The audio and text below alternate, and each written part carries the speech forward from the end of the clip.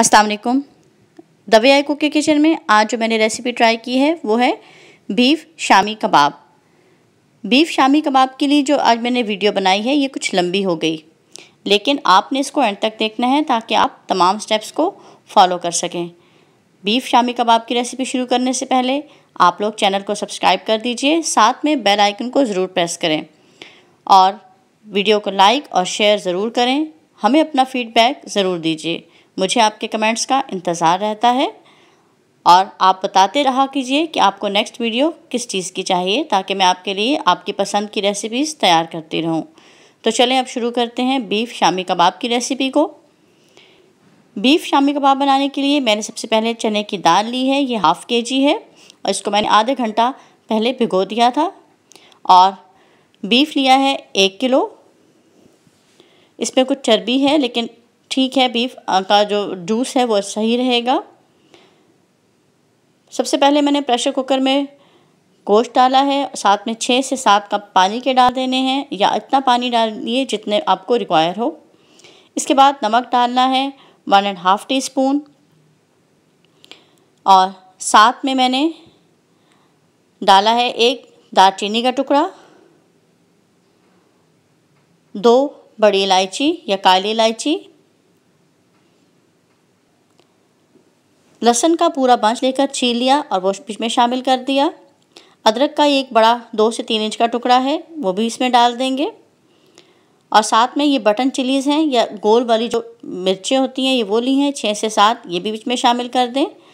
इन सब चीज़ों को अच्छी तरह से मिक्स करेंगे और प्रेशर देकर गोश्त को गला लेंगे।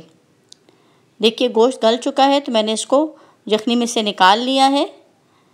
दिखाती हूँ मैं आपको कि कितना अच्छा गोश्त गल चुका है। देखिए इस तरह से आप जब ये ठंडा होगा तो मैं इसके रेशे अलग कर लूँगी। ये वो यखनी है जिसमें से गोश्त मैंने अलग किया है। इसमें अभी अदरक भी है और बाकी के जो मसाले डाले थे वो भी है। लहसुन तो गल चुका है लेकिन अदरक का पीस अभी वैसे ही है और बाकी जो गरम मसाला डाला था और मिर्चें वो भी मौजूद हैं। इनको मैं निकालूंगी नहीं, बल्कि इसी यखनी में मैंने चने की दाल डाल दी है जिसका पानी मैंने पहले से निकाल दिया था। ये चने की दाल इसमें मैं डालकर और प्रेशर चलाऊंगी और चने की दाल को इसी यखनी में गला लूँगी। अभी मैंने इसमें कोई मसाला नहीं डाला है, नमक भी वो जो गोश्त में डाला था अभी वही नमक इसमें है। बाद में मैं चेक करूँगी कि और नमक डालना है या नहीं। तो चने की दाल को गला लेते हैं।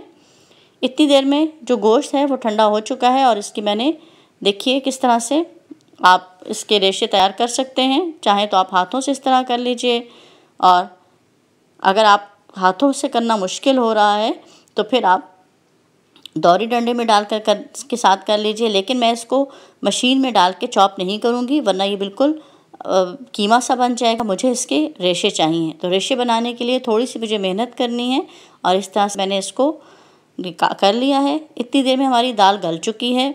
इसको मैंने अलग से बाउल में निकाला है ताकि ठंडी हो जाए और ये जो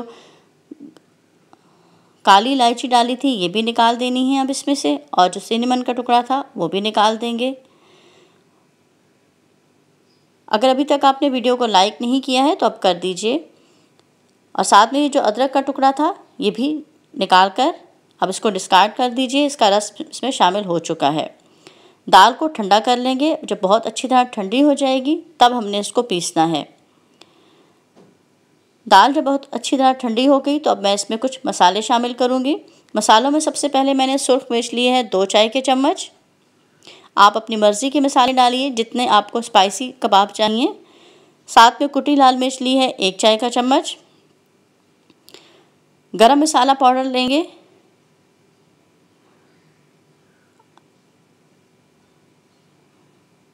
1 चाय का चम्मच गरम मसाला पाउडर। कुटी लाल मिर्च मैंने थोड़ी सी ज़्यादा ली है, आप अपनी मर्ज़ी की उस पर ज़रूरत ले सकते हैं।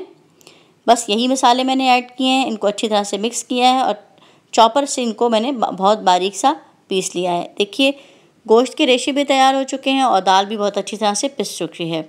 मैंने इसको थोड़ा सा टेस्ट किया था लेकिन मुझे इसमें नमक कम लग रहा था क्योंकि मैंने दाल का नमक नहीं शामिल किया था। अब दाल के हिस्से का नमक इसमें डाल रही हूँ 1 चाय का चम्मच। गोश्त को और दाल को एक दफ़ा अच्छी तरह से मिक्स कर लीजिए। बहुत जूसी, बहुत मज़ेदार कबाब तैयार होंगे। अब इसमें मैं कुछ और चीज़ें शामिल करूँगी। सबसे पहले मैंने हरी मिर्च ली हैं 2, इनको बहुत बारीक चॉप कर लिया, और साथ में मैंने हरा धनिया लिया है। आप अपनी ज़रूरत के मुताबिक दोनों चीज़ें शामिल कीजिए। और इसके साथ मैं इसमें डाल रही हूँ 2 अंडे। दोनों अंडे इसमें डाल दीजिए और इनको अच्छी तरह से मिक्स कर लीजिए।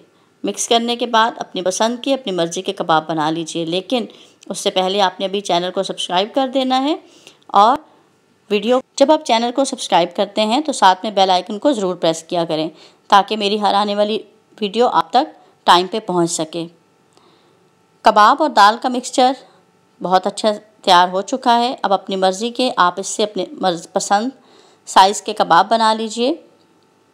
इस तरह से कबाब आप जिस शेप में चाहें बना सकते हैं, और इनको आप बनाकर रखते जाइए एक बड़े बर्तन में, और फिर इनको हम फ्रीज़ कर लेंगे। मैं आज आपको इनको फ्रीज़ करने का तरीका भी बता देती हूँ।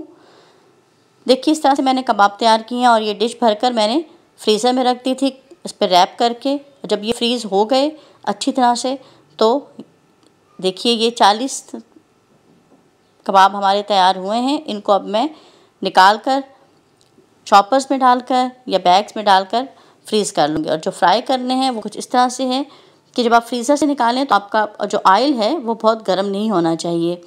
एक अंडे में डिप कीजिए और नॉर्मल ऑयल में साथ साथ रखते जाइए, ताकि इनकी बर्फ़ साथ साथ घुलती जाए। अगर आप बहुत गर्म ऑयल में डालेंगे तो बाहर से तो कबाब बन जाएंगे, लेकिन अंदर से इनकी बर्फ़ रह जाएगी। तो इस तरह से हल्की आंच पर, दरमियानी आंच पर आप इनको फ्राई कीजिए और एंजॉय कीजिए। आप इनको अपने बच्चों को लंच बॉक्स में भी दे सकते हैं, और आजकल तो बच्चे चूँकि घर पर हैं तो हर वक्त ही बच्चों को भूख लगी रहती है, इसलिए इनको तैयार करके फ्रीज़ कर लीजिए। और जब बच्चों का कुछ खाने को दिल करे तो इनको आप कबाब बनाकर दे दीजिए। इस तरह के कबाब से आप सैंडविच भी बहुत अच्छा सा तैयार कर सकते हैं। तो हमारे बीफ कबाब तैयार हो चुके हैं। इन शामी कबाब की रेसिपी को आप ज़रूर ट्राई कीजिएगा। मुझे अपना फीडबैक देते रहा कीजिए, और साथ साथ बताया कीजिए कि आपको नेक्स्ट वीडियो किस चीज़ की चाहिए, ताकि मैं आपके लिए आपकी पसंद की वीडियो तैयार कर सकूं। अब जाने से पहले, अगर अभी तक आपने वीडियो को लाइक नहीं किया है तो अब लाइक कर दीजिए, और अपने फ्रेंड्स और फैमिली मेम्बर्स तक इन वीडियोज़ को ज़रूर पहुँचाया कीजिए, ताकि वो भी इस तरह की मज़ेदार रेसिपीज़ को ट्राई कर सकें। और मुझे अपना फीडबैक ज़रूर दीजिएगा। नेक्स्ट वीडियो तक इजाज़त दें। अल्लाह हाफ़िज़।